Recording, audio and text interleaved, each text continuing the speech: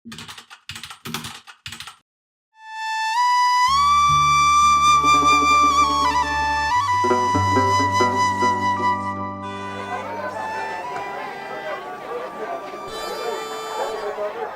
লাগে নাকি? আর কতক্ষণ দাঁড়ায় থাকবো? আরে ভাই আগান না। আগাই আর কি হইব, আজকেও তো পাইলাম না। আইজো চাইল পাও নাই? এত কইরা কইলাম সকাল সকাল যাও, শুনলা না। আগেই তো গেছি, চাইল না দিলে কি করবো কও?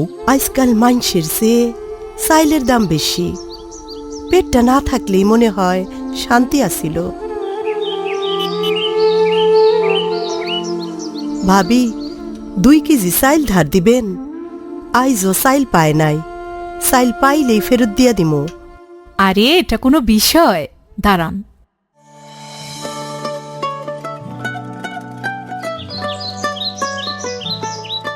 চাচি, জীবন কি এমনি যাইব? কি করুম কও, বাজারে জিনিসের যে দাম, তার উপর তোমার কাকার নাই রুজি রোজগার।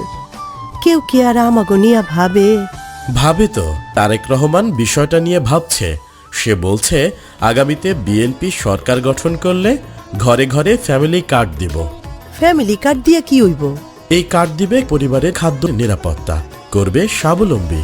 ফ্যামিলি কার্ডের মাধ্যমে দেশের প্রতিটি পরিবার পাবে প্রতি মাসে 2000 থেকে 2500 টাকার খাদ্য বা আর্থিক সহায়তা, পাবে চালসহ নিত্য প্রয়োজনীয় পণ্য।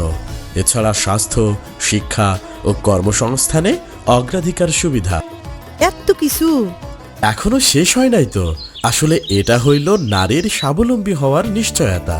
মানে কার্ড হবে পরিবারের নারী সদস্যের নামে, তাই থাকবে ধর্মীয় উৎসব ও জাতীয় দিবসে অতিরিক্ত খাদ্য বা আর্থিক সহায়তা।